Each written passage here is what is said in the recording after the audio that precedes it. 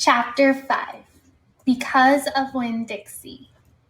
Previously, in Because of Winn Dixie, Opal had asked her father to tell her 10 things about her mother. Let's keep reading and find what happens. Chapter 5 Winn Dixie couldn't stand to be left alone. We found that out real quick. If me and the preacher went off and left him by himself in the trailer, he pulled all the cushions off the couch and all the toilet paper off the roll. So we started tying him up outside with a rope when we left. That didn't work either. Winn Dixie howled until Samuel, Mrs. Deltweller's dog, started howling too. It was exactly the kind of noise that people in an all-adult trailer park do not like to hear. He just doesn't want to be left alone, I told the preacher.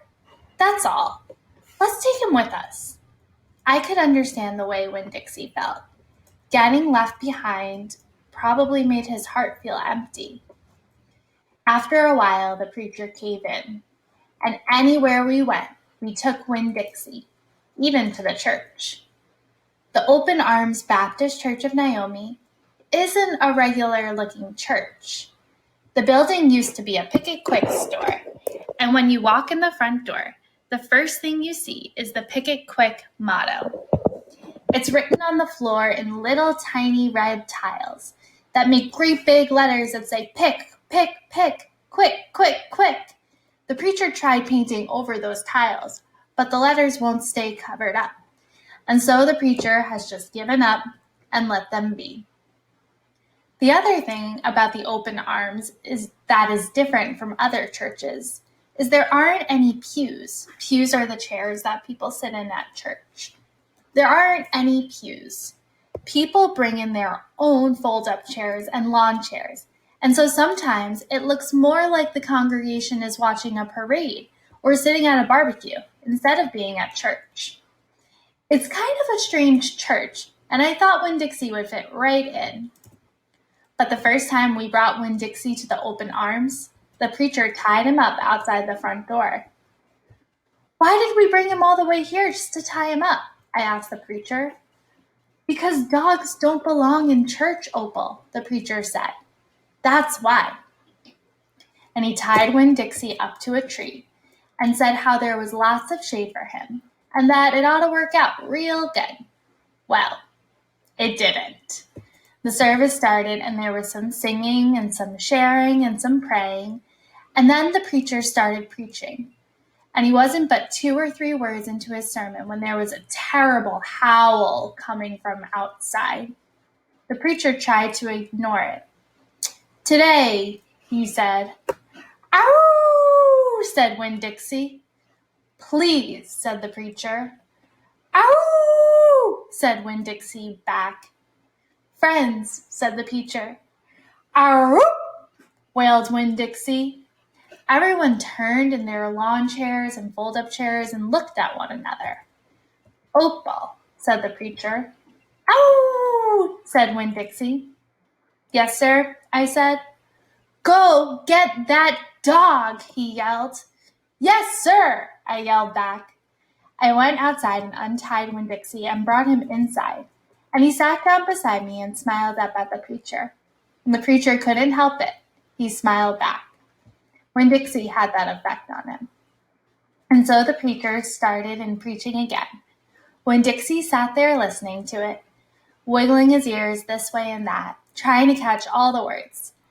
And everything would have been all right, except that a mouse ran across the floor. The Open Arms had mice. They were there from when it was a Pick It Quick, and there were lots of good things to eat in the building.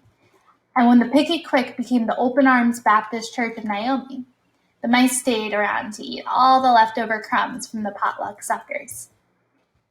The preacher kept on saying he was going to have to do something about them, but he never did. Because the truth is, he couldn't stand the thought of hurting anything, even a mouse. Well, Winn-Dixie saw that mouse, and he was up and after him. 1 minute, everything was quiet and serious, and the preacher was going on and on and on. And the next minute, Winn-Dixie looked like a furry bullet shooting across the building, chasing that mouse. He was barking, and his feet were spitting all over the polished Pick It Quick floor, and people were clapping and hollering and pointing. They really went wild when Winn-Dixie actually caught the mouse. "I have never in my life seen a dog catch a mouse," said Mrs. Nordley. She was sitting next to me. "He's a special dog," I told her. "I imagine so," she said back.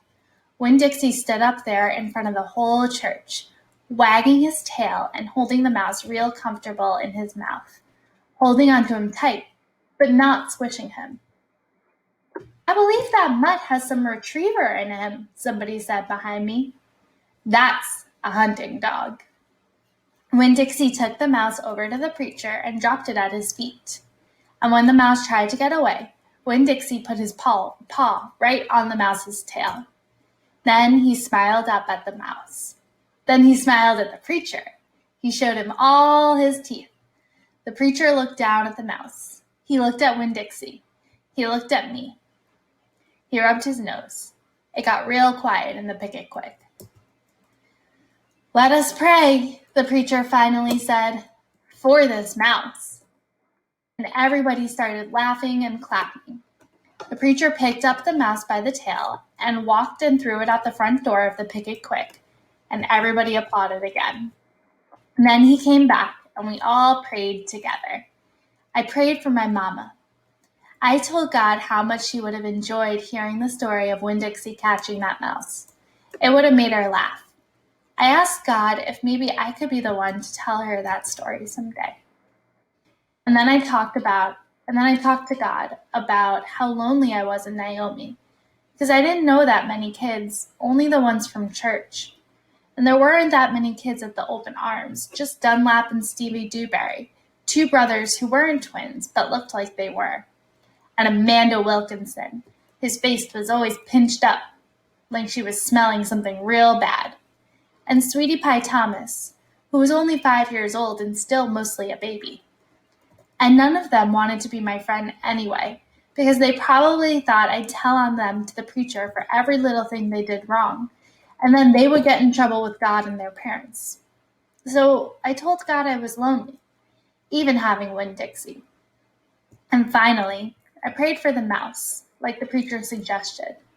I prayed that he didn't get hurt when he went flying out of the door of the Open Arms Baptist Church of Naomi. I prayed that he landed on a nice, soft patch of grass.